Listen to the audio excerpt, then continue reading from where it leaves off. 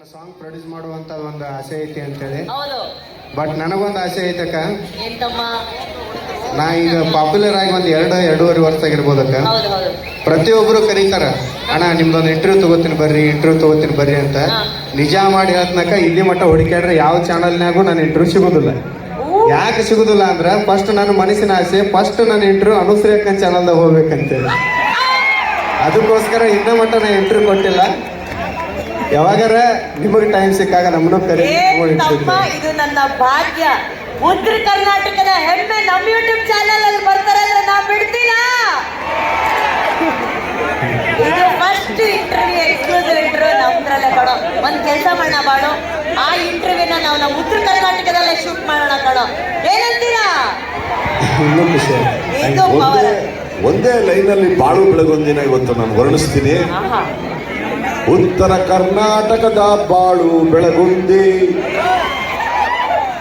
ಉತ್ತರ ಕರ್ನಾಟಕದ ಬಾಳು ಬೆಳಗುಂದಿ, ನಿನ್ನ ಮಾತು ಹಾಡು ತಿಂದಂಗೈತಿ ಸಿಹಿ ಬೂಂದಿ. ನಿಜವಾಗ್ಲೂ ಬಾಳು ಬೆಳಗುಂದಿಯಲ್ಲಿರುವಂತಹ ವಿನಯತೆ ಇದೆಯಲ್ಲ, ಅದು ಬಹಳ ಇಂಪಾರ್ಟೆಂಟು.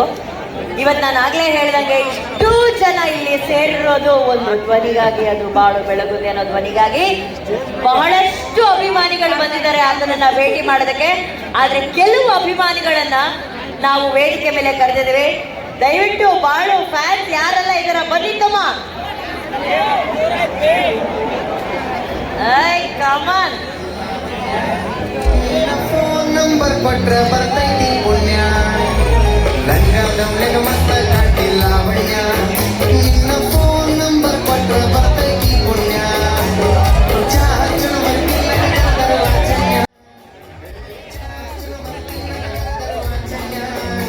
ನೀ ಬಂದಿ ಅಂತ ಓಡಿ ಬಣ್ಣ ಲಾವಣ್ಯ ಲಾವಣ್ಯ. ಬಾಳನ್ನ ತೋರಿಸ್ರಪ್ಪ, ಬಾಳು ತೋರಿಸ್ರಿ. ಮಸ್ತ ಕಾಟಿಲ್ಲ ಬಣ್ಯ, ನಿನ್ನ ಫೋನ್ ನಂಬರ್ ಕೊಟ್ರೆ ಅವನು ತೋರಿಸ್ರು, ಬಾಳು ತೋರಿಸ್ರು. ಒಂದ್ ಸ್ವಲ್ಪ ಸೈಲೆಂಟ್ ಆಗಿದೆ ಪ್ಲೀಸ್.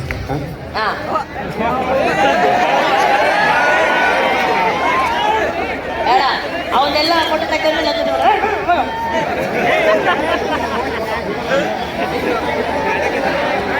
ಓಕೆ. ಒಂದ್ ನಿಮಿಷ, ಒಂದು ಅನೌನ್ಸ್ಮೆಂಟ್ ಮಾಡಬೇಕು. ನಮ್ಮ ಬಾಳು ತಮ್ಮ ಒಂದ್ ನಿಮಿಷ ಇರು, ಒಂದ್ ನಿಮಿಷ ಸರ್ ಒಂದ್ ನಿಮಿಷ. ಹೌದು, ಮೆತ್ತಿಗೆ ಆರಾಮ. ಇದೊಂದು ಅನೌನ್ಸ್ಮೆಂಟ್ ಮಾಡ್ಬಿಡ್ತೀನಿ.